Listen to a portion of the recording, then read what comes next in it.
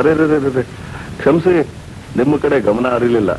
ಅಂದ್ರೆ ನಿಮ್ಮ radio transistor on ಆಗಿರ್ಬೋದು ಅಂತ ಯೋಚನೆನೇ ಬರ್ಲಿಲ್ಲ ನೋಡಿ. ಅದಕ್ಕೆ ನನ್ನ ಪಾಡಿಗೆ ಲಾಲ ಅಂತ ಬೇಸರವಾಗಿ ಆಡ್ತಾ ಇದ್ದೆ. ತಿರ್ಗಾ ಕ್ಷಮಿಸಿ.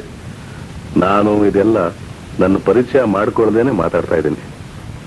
ಈಗ ನಿಮ್ಮಲ್ಲಿ ಯಾರಾದ್ರೂ ಹೇಳ್ಬೋದು, ಪರಿಚಯದಲ್ಲಿ ಏನಿದೆ ಮಹಾರಾಯ ಅಂತ. ಇದೆ ಇದೆ ಇದೆ ಸರ್. ಪರಿಚಯ ಆದ್ರೆ ನಾವು ನೀವು ಪರಸ್ಪರ ಹತ್ರ ಆಗ್ತೀವಿ. ಅಂದ್ರೆ ನನ್ನ ಮಾತು ಕೇಳಿದ್ರೆ ನಿಮಗೆ ಅಥವಾ ನಿಮ್ಮ ಮಾತು ಕೇಳಿದ್ರೆ ನನಗೆ ಒಂಥರ ಅನುಕಂಪ ಪೂರಿತವಾದ ವಾತಾವರಣ ನಿರ್ಮಿತವಾಗುತ್ತೆ. ಅದಕ್ಕೆ ಪರಿಚಯ.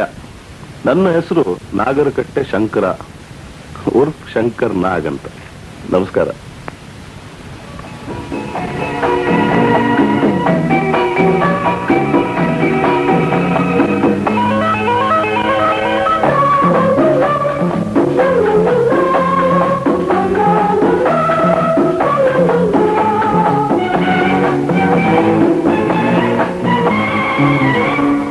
ಇದೇ ನಾಡು ಇದೇ ಭಾಷೆ ಎಂದೆಂದು ನನ್ನದಾಗಿರಲಿ. ಬಹಳ ದಿನಗಳಾದ್ಮೇಲೆ ನಿಮ್ಮನ್ನು ಭೇಟಿ ಮಾಡ್ತಾ ಇದ್ದೀನಿ. ಆದ್ರೆ ಏನ್ ಮಾಡೋದು ಪ್ರಿಯ ಅಭಿಮಾನಿಗಳೇ, ಕೆಲಸ ಕೆಲಸ ಕೆಲಸ ಅಂತ ಊರೂರು ಸುತ್ತೋದೇ ಆಯ್ತು ವಿನ ಆಲ್ ಇಂಡಿಯಾ ರೇಡಿಯೋ ಸ್ಟೇಷನ್ ಹತ್ರ ಬರೋಕ್ಕೆ ಆಗ್ಲಿಲ್ಲ. ಅಂತೂ ಇವತ್ತು ತಮ್ಮೆಲ್ಲರ ಹತ್ರ ಮಾತಾಡೋ ಯೋಗ ಆಯ್ತು. ಅದಕ್ಕೆ ಹಾಜರಾಗಿದ್ದೀನಿ. ಮತ್ತೆ ಇಂಥ ಒಂದು ಸುವರ್ಣ ಅವಕಾಶ ದೊರಕಿದ ಮೇಲೆ ಒಂದು ಒಳ್ಳೆ ಹಾಡು ಕೇಳಿಸ್ಕೋಬೇಕಲ್ವಾ? ಸಿನಿಮಾ ನೋಡಿ ಸ್ವಾಮಿ ನಾವಿರೋದು ಹೀಗೆ.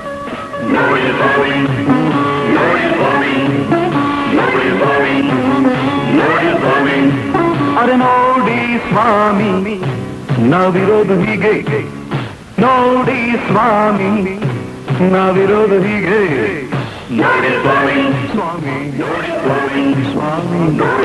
ನೋಡಿ ಸ್ವಾಮಿ ನಾವು ಹೀಗಿರೋದಕ್ಕೆ ಕಾರಣ ಒಂದಾನೊಂದು ಕಾಲ. ಅಂದ್ರೆ ಗಿರೀಶ್ ಕಾರ್ನಾಡ್ ಅವರ ಚಿತ್ರ ಒಂದಾನೊಂದು ಕಾಲದಲ್ಲಿ. ಆ ಒಂದಾನೊಂದು ಕಾಲದಲ್ಲಿ ಅಂದ್ರೆ ಆ ಸಿನಿಮಾದಲ್ಲಿ ಕೆಲಸ ಮಾಡೋ ಅವಕಾಶ ಸಿಗೋ ಮುಂಚೆ ನಾನು ಬಹಳಷ್ಟು ನಾಟಕಗಳಲ್ಲಿ ಕೆಲಸ ಮಾಡ್ತಾ ಇದ್ದೆ. ಪಾತ್ರ, ನಿರ್ದೇಶನ, ಲೈಟಿಂಗು, ಬ್ಯಾಕ್ ಸ್ಟೇಜು ಎಲ್ಲ. ಬ್ಯಾಂಕಲ್ಲಿ ನೌಕರಿನೂ ಮಾಡ್ತಾ ಇದ್ದೆ. ಮ್ಯಾನೇಜರ್ ಅಲ್ಲ, ಅಕೌಂಟೆಂಟ್ ಅಲ್ಲ, ಓಸಿ ಆಗಿ. ಓಸಿ ರೀ, ಓಸಿ ಅಂದ್ರೆ ಗೊತ್ತಿಲ್ವ ನಿಮ್ಗೆ? Ordinary Clarke.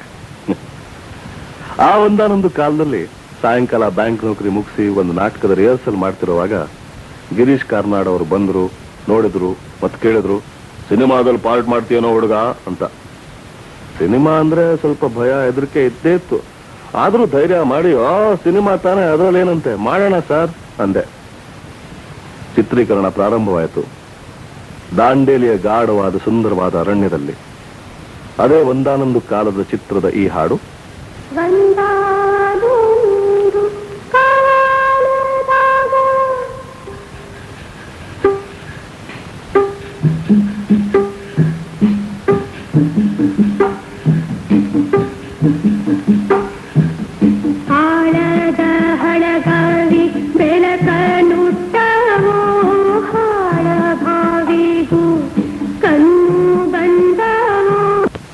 ಒಂದಾನೊಂದು ಕಾಲದಲ್ಲಿ ಚಿತ್ರೀಕರಣ ಮುಗಿತು, ಡಬ್ಬಿಂಗು ಆಯ್ತು, ಫಸ್ಟ್ ಪ್ರಿಂಟು ಆಚೆ ಬಂತು. ಸುತ್ತಮುತ್ತಿರೋ ಸ್ವಲ್ಪ ಜನಗಳು, ಅಂದ್ರೆ ಪ್ರಿವ್ಯೂ ನೋಡಿದವರು, ಪರವಾಗಿಲ್ವೇ ಹುಡುಗ ಸುಮಾರಾಗಿ ಅಭಿನಯ ಮಾಡ್ತಾನೆ ಅಂದ್ರು. ಈ ಮಾತು ಕೇಳಿದ್ದೆ ಕ್ಷಣ ನನ್ನ ಈ ಹುಬ್ಬು ತಲೆ ಕೂದ್ಲಿಗೆ ಎಗರಿ ಸಿಕ್ಕಾಕೊಂಡ್ಬಿಡ್ತು. ಇನ್ಶಾರ್ಟ್ ಸಿನಿಮಾ ಆಕ್ಟರ್ ಆಗ್ತೀನಿ ಅಂತ ನಾನು ಕನಸಲ್ಲೂ ನೆನ್ಕೊಂಡಿರ್ಲಿಲ್ಲ. ರಜತ ಪರದೆ ಮೇಲೆ ಮೊದಲನೇ ಸಲ ನನ್ನನ್ನೇ ನಾನು ನೋಡಿದಾಗ ಒಂಥರ ಅನ್ನಿಸ್ತು. ಅಲ್ಲ, ಇದ್ಯಾಕೆ ನನ್ನ ಮುಖ ಹೀಗೆ ಕಾಣಿಸ್ತಾ ಇದೆ, ಅದ್ಯಾಕೆ ನಡೆಯುವಾಗ ನನ್ನ ಕೈ ವಂಕ್ ವಂಕ್ ಆಗಿ ಎಲ್ಲೆಲ್ಲೋ ಹೋಗುತ್ತೆ, ಎಕ್ಸೆಟ್ರಾ ಎಕ್ಸೆಟ್ರಾ. ಇಂಥ ಯೋಚನೆ ಇರುವಾಗ ಅಬ್ಬಯ್ಯ ನಾಯ್ಡು ಅವ್ರ ಕಣ್ಣು ನನ್ನ ಮೇಲೆ ಬಿತ್ತು. ಮತ್ತೆ ಸೀತಾರಾಮು ಈ ಚಿತ್ರದಲ್ಲಿ ಅಭಿನಯ ಮಾಡಕ್ಕೆ ಅವ್ರು ದೊಡ್ಡ ಮನಸ್ಸು ಮಾಡಿ ನನ್ಗೊಂದು ಅವಕಾಶ ಕೊಟ್ಟರು. ಮೊದಲನೇ ದಿನ ಚಿತ್ರೀಕರಣಕ್ಕೆ ಹೋದ್ರೆ ನನ್ನ ಹೃದಯ ಅಲ್ಲೇ ನಿಂತು ಬಿಡ್ತು. ಯಾಕಂದ್ರೆ ಮೊದಲನೇ ದಿನವೇ ಈ ಹಾಡಿನ ಚಿತ್ರೀಕರಣ ಆಯ್ತು. ಒಂದು ಆಸೆಯು ತೋಳಲಿ ಬಳಸಲು, ಒಂದೇ ಒಂದು ಬಯಕೆಯು ನಿನ್ನ ಮುತ್ತಾಡಲು, ನಿನ್ನ ಮುತ್ತಾಡಲು. ಒಂದೇ ಒಂದು ಆಸೆಯು ತೋಳಲಿ ಬಳಸಲು, ಒಂದೇ ಒಂದು ಬಯಕೆಯು ನಿನ್ನ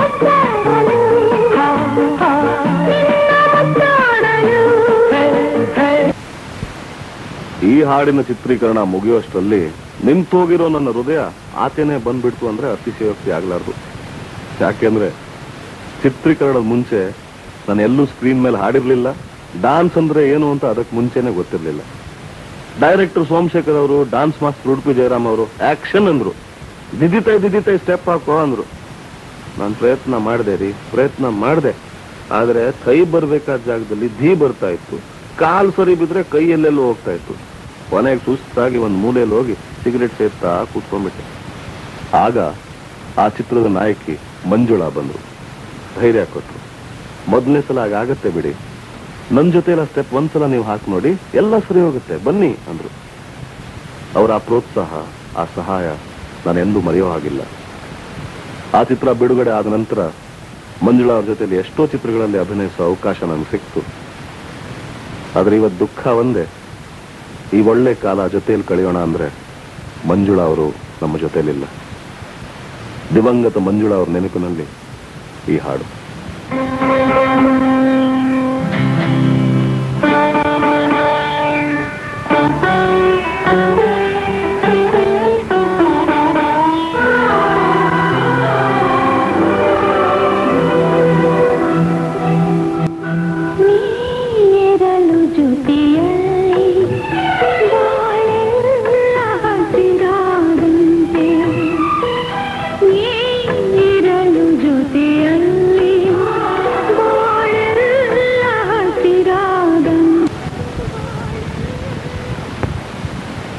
ಕೆಲವು ಸಲ ಮಂಜುಳಾ ಅಂತ ಒಳ್ಳೆ ನಟಿ ಇವತ್ತು ಇಲ್ಲ ಅಂತ ನಂಬೋಕೆ ಆಗಲ್ಲ.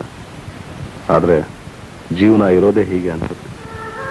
ಈ ಜೀವನ ಅನ್ನೋದು ನೂರಾರು ಬಣ್ಣಗಳು ಕೂಡಿ ಎಷ್ಟು ವಿಶಾಲ ಅನ್ಸುತ್ತೆ, ಅಷ್ಟೇ ಸಂಕುಚಿತ ಆಗ್ಬಿಡುತ್ತೆ. ಒಮ್ಮೆ ತಂಪಾಗಿ ಉದ್ದವಾಗಿ ಕಾಣಿಸೋ ಮೆತ್ತನೆ ಹಾಸಿಗೆ ಕ್ಷಣಗಳಲ್ಲಿ ಸುರುಳಿಯಾಗಿ ಗತಕಾಲಕ್ಕೆ ಹೋಗಿ ಕೂತು ಬಿಡುತ್ತೆ.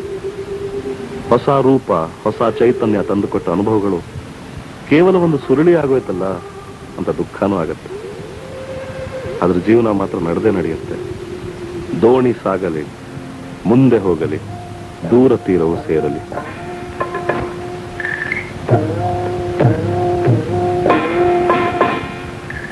ದೋಣಿ ಸಾಗಲಿ, ಮುಂದೆ ಹೋಗಲಿ, ದೂರ ತೀರವ ಸೇರಲಿ, ದೂರ ದೇಶಕ್ಕೆ ಹೋಗೋ ಅವಕಾಶ ಒಂದು ಮುತ್ತಿನ ಕತೆ ಈ ಚಿತ್ರದಿಂದ ದೊರಕಿತು. 2 ಕಾರಣಗಳಿಂದ. ಸಮುದ್ರದ ಆಳಕ್ಕೆ ಹೋಗಿ, ಅಂದ್ರೆ ಅಂಡರ್ ವಾಟರ್ ಹೋಗಿ ಚಿತ್ರೀಕರಣ ಮಾಡಬೇಕಾಗಿತ್ತು. 2ನೇದು, ನೀರಲ್ಲಿ ಆಕ್ಸಿಜನ್ ಮಾಸ್ಕು ಅಥವಾ ಯಾವ ಸಹಾಯ ಇಲ್ಲದೆ ಚಿತ್ರೀಕರಣ ಮಾಡಬೇಕಾಗಿತ್ತು. ಸ್ವಲ್ಪ ಕಷ್ಟನೇ ಆಯ್ತು. ಕೊನೆಗೂ ಕೆನಡಾಗೆ ಹೋಗಿ ಕ್ಯಾಮೆರಾ ತಂದು, ಲಂಡನ್ಗೆ ಹೋಗಿ ಒಂದು ಆಕ್ಟೋಪಸ್ ಮಾಡಿಸಿ, ಮಾಲ್ಡೀವ್ಸಿಗೆ ಹೋಗಿ ಜರ್ಮನ್ ಕ್ಯಾಮರಾಮ್ಯಾನ್ ಇಟ್ಕೊಂಡು ಅಂಡರ್ ವಾಟರ್ ಶೂಟಿಂಗ್ ಮಾಡಿದ್ವಿ. ಹಾಡು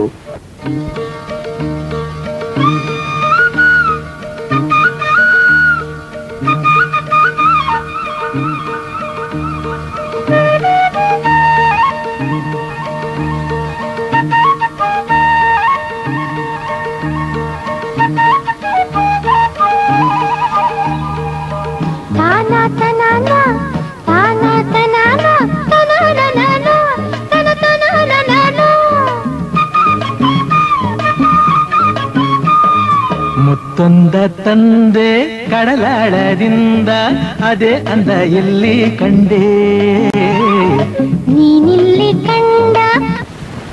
ಈ ಹಾಡಿನ ರೆಕಾರ್ಡಿಂಗು ಬೆಂಗಳೂರಿನ ನಮ್ಮ ಸ್ಟುಡಿಯೋಲೇ ಆಯ್ತು. ಅದಕ್ಕೆ ಮುಂಚೆ ನಾವು ಸಿನಿಮಾ ಹಾಡುಗಳು ಅಥವಾ ಬ್ಯಾಕ್ ಗ್ರೌಂಡ್ ಮ್ಯೂಸಿಕ್ ರೆಕಾರ್ಡ್ ಮಾಡಬೇಕು ಅಂದ್ರೆ ಮದ್ರಾಸು ಅಥವಾ ಬಾಂಬೆಗೆ ಹೋಗಿ ಮಾಡಬೇಕಾಗಿತ್ತು.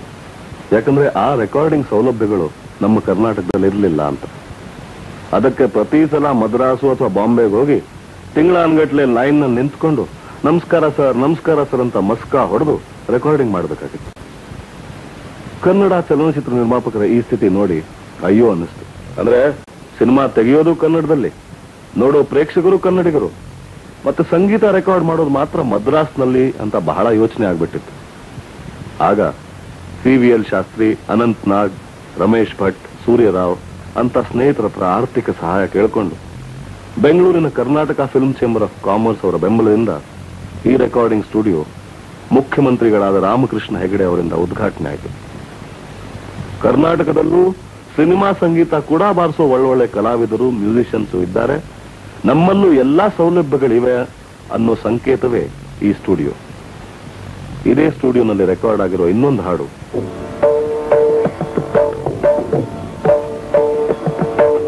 ರಾಮಕೃಷ್ಣ ರಾಮಕೃಷ್ಣ ರಾಮಕೃಷ್ಣ ಹರೇ ರಾಮಕೃಷ್ಣ ರಾಮಕೃಷ್ಣ ರಾಮಕೃಷ್ಣ ಹರೇ. ಸ್ನೇಹಿತರೆ, ಇಂಥ ಸಂದರ್ಭಗಳಲ್ಲಿ ಸಂಗೀತ ನಿರ್ದೇಶಕ ಇಳೆಯರಾಜ ಜ್ಞಾಪಕಕ್ಕೆ ಬರ್ತಾರೆ. ಅತ್ಯಂತ ಪ್ರತಿಭಾಶಾಲಿ, ಜೀನಿಯಸ್ ಅಂತ ಕರಿತೀವಲ್ಲ, ಅಂಥ ಒಂದು ವ್ಯಕ್ತಿ. ಅವರ ಸಂಗೀತನ ಜಗತ್ತೇ ಬೇರೆ, ಆ ಠೇಕಾನೇ ಬೇರೆ, ಆ ಲಹರಿನೇ ಬೇರೆ. ಅವ್ರ ಜೊತೆಲಿ ಮ್ಯೂಸಿಕ್ ಕಂಪೋಸಿಂಗ್ ಕೂತ್ಕೊಂಡ್ರೆ ಸಮಯ ಹೇಗೆ ಕಳೆಯುತ್ತೆ ಅಂತ ಲೆಕ್ಕನೇ ಇರೋದಿಲ್ಲ. ಯಾವ್ದಾದ್ರೂ ಒಂದು ಸನ್ನಿವೇಶಕ್ಕೆ ಒಂದು ಟ್ಯೂನ್ ಕೇಳಿದ್ರೆ 8-9 ಟ್ಯೂನು ಚಿಟ್ಕೆ ಹೊಡೆಯುವಷ್ಟಲ್ಲಿ ರೆಡಿ ಮಾಡಿಬಿಡ್ತಾರೆ. ಒಂದಕ್ಕಿಂತ ಒಂದು ಟ್ಯೂನು ಅಂದವಾಗಿರುತ್ತೆ, ಸೊಗಸಾಗಿರುತ್ತೆ. ಒಂದು ಸಣ್ಣ ಉದಾಹರಣೆ ಅಂದ್ರೆ ಗೀತಾ ಚಿತ್ರದ ಈ ಹಾಡು.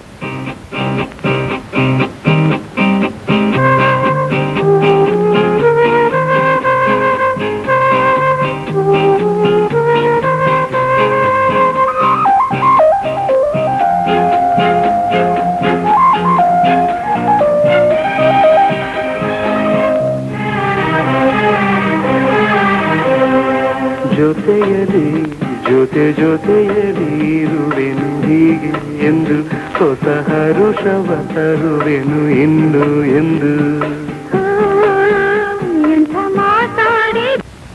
ಹೌದು, ಜೊತೆಲೇ ಇರೋಣ ಅಭಿಮಾನಿಗಳೇ, ಯಾವಾಗಲೂ ಹೀಗೆ ಜೊತೆಲೇ ಇರೋಣ.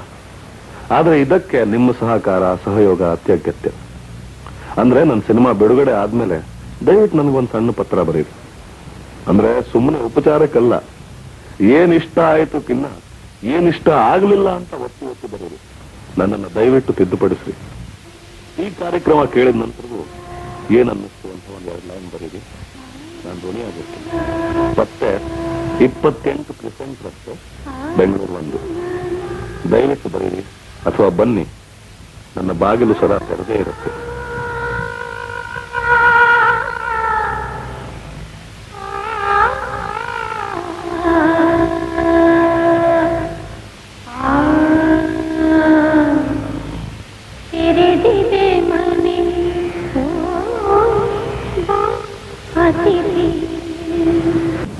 ಏನಪ್ಪ ಶಂಕರ್ನಾಗ, ಆವಾಗ್ಲಿಂದ ಯಾವುದೋ ಒಬಿರಾಯನ ಕಾಲದ ಹಳೆ ರೆಕಾರ್ಡೇ ಬಾರಿಸ್ತಾ ಇದೆಯಲ್ಲ ಅಂತ ನನ್ನ ತರುಣ ಸ್ನೇಹಿತರು ಹೇಳ್ಬೋದು.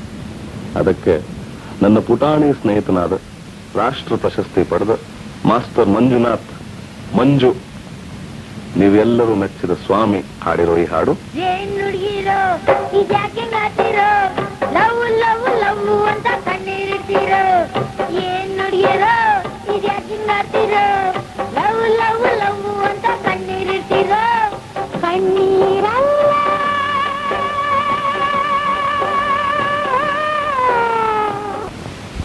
ಅಯ್ಯಯ್ಯೋ, ಕಾರ್ಯಕ್ರಮ ಮುಗಿಯೋ ಸಮಯ ಹತ್ರ ಬರ್ತಾ ಇದೆ ಅಲ್ಲ. ಸಮಯ ಇಷ್ಟು ಬೇಗ ಕಳೆದೋಯ್ತಲ್ಲ ಅಂತ ದುಃಖನೂ ಆಗ್ತಾ ಇದೆ. ಆದ್ರೆ ಏನ್ ಮಾಡೋದು ಹೇಳಿ, all good things must come to end ಹೇಳ್ತಾರಲ್ಲ ಹಾಗೆ. ಸ್ನೇಹಿತರೆ, ಈ ಕಾರ್ಯಕ್ರಮ ನಿಮ್ಮೆಲ್ರಿಗೂ ಇಷ್ಟ ಆಗಿದೆ. ನಿಮ್ಮ ಸಹಕಾರ, ಬೆಂಬಲ ನನ್ನ ಮೇಲೆ ಸದಾ ಇರುತ್ತೆ ಅಂತ ನಾನು ನಂಬ್ಕೊಂಡಿದ್ದೀನಿ. ಅಂದ್ರೆ ನಾನು ಹೇಗೆ ಇದ್ರು, ಅಂದ್ರೆ ಕೋಪ, ತಾಪ, ಪ್ರೇಮ, ಈಗೋ ಎಲ್ಲ ಇದೆ ನನ್ನಲ್ಲಿ. ಆದ್ರೆ ದಯವಿಟ್ಟು ನನ್ನನ್ನು ಸ್ವೀಕರಿಸಿ, ದಯವಿಟ್ಟು ಸ್ವೀಕರಿಸಿ. ಯಾಕಂದ್ರೆ ಬೇರೆ ದಾರಿನೇ ಇಲ್ಲ.